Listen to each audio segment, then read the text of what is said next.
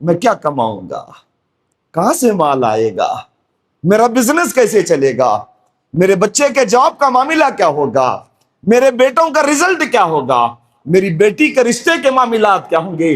اللہ کے بندوں، کبھی میں اور آپ نے اپنے بستر پہ سونے کے لیے جا رہے ہیں، اپنے تکیے پر سر رکھنے سے پہلے سوچا اس دین کا کیا ہوگا جس کے لیے میرے نبی پر پتھر برسائے گئے، اس اسلام کا کیا ہوگا جس کے لیے بلال کو تپتی ہوئی ریت پر لٹا دیا گیا، اس ایمان کا کیا ہوگا جس کے لیے حضرت سمیہ کے 2 ٹکڑے کر دیے گئے، معصوم بچوں کو برچھیوں کے نیچے لایا گیا۔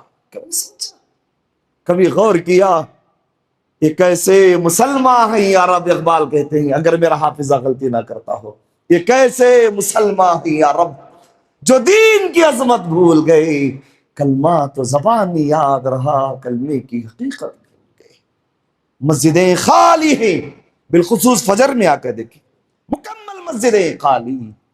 گرمی تھی مولانا، رات 2 بجے تک نیند نہیں آئی، رات 2 بجے تک نیند نہیں آئی، 1:30 بجے تک نیند نہیں۔ ارے نادان، 1:30-2 بجے تک کیا کر رہا تھا؟ کیا کروں مول صاحب، نیند نہیں آ رہی تھی، موبائل میں بزی تھا۔ پھوپھے جی ہماری زندگی پر آئی پی ایل کے بیٹنگ میں مصروف، آئی پی ایل کے پروگرام میں مصروف، پب جی میں مصروف، واٹس ایپ میں مصروف، فیس بک میں مصروف، ہزاروں گندگیوں میں مصروف۔ اگر کسی میں مصروف نہیں ہے تو اسلام کی اشاعت میں مصروف نہیں ہے۔ کیا ہوگا ہمارے ایمان کا؟ لوگ اپنے دانتوں کو نکال کے اسلام کو چبانے کے لیے بیٹھے ہوئے ہیں، ایک ایک کرتے کٹتے جا رہے ہیں، ایک ایک کرتے مٹاتے ہوئے چل رہے ہیں۔ مسلمان ہے کہ وہ خود بھی چاہتا ہے کہ اسلام ختم ہو جائے۔ برا مت سمجھنا میری بات پہ، اپنے چہروں پہ نظر ڈال کے دیکھو، چہرے داڑھیوں سے خالی ہیں ہمارے، لباس ٹخنوں کے نیچے جھانک رہے ہیں۔ اللہ سبحانہ و تعالی اس ایمان کے سامنے بیان کرتے ہوئے صحابہ کرام کی حالات کو رات لا کے بیان کرتے فرمایا، زلزلوں کا لفظ ذکر فرمایا، ان کو جھجوڑ کر کے رکھ دیا۔ سورہ عنکبوت کے اندر آیت نمبر 2 میں اللہ تعالیٰ نے فرمایا، اللہ رب العالمین نے فرمایا، احسب الناس ان یترکوا ان یقولوا آمنا وهم لا یفتنون، کیا لوگوں نے یہ گمان کر لیا ہے ہم نے لا الہ الا اللہ کہہ دیا ہم اسے ایسے ہی چھوڑ دیں گے؟ ہم ان کو نہیں آزمائیں گے، ہم ضرور آزمائیں گے۔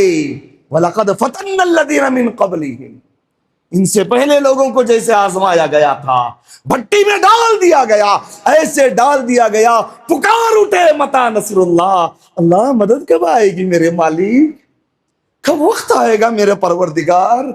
لوگوں اوروں کی بات الگ، ایک بات سنتے ہوئے جانا، اگر میرا حافظہ سیرت پر لے کے غلطی نہ کرتا ہو، اچانک ذہن کے اندر ایک بات یاد آئی، اگر حافظہ غلطی نہ کرتا ہو 9 یا 10 ہجری، 9 یا 10 نبوی، پیارے نبی کریم صلی اللہ علیہ وسلم طائف کو گئے۔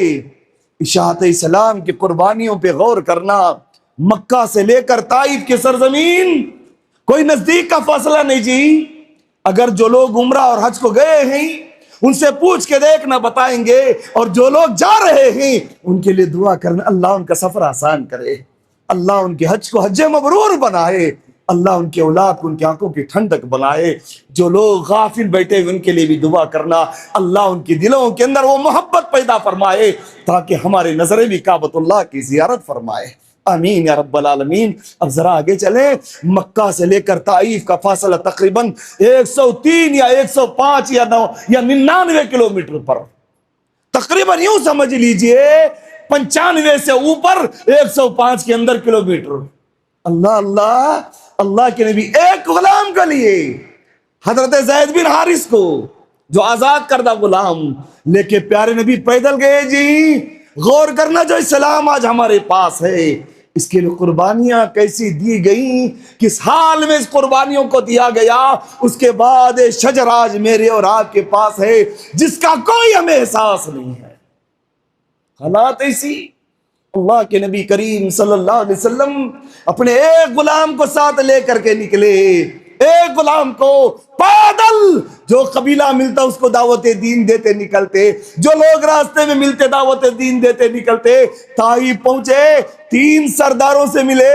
غور کرنا، غور کر کے سوچنا، آج میری اور آپ کی اخلاق کہتی ہے آنے والے مہمان کا استقبال کیا جائے، اس کے ضرورتوں کا خیال رکھا جائے۔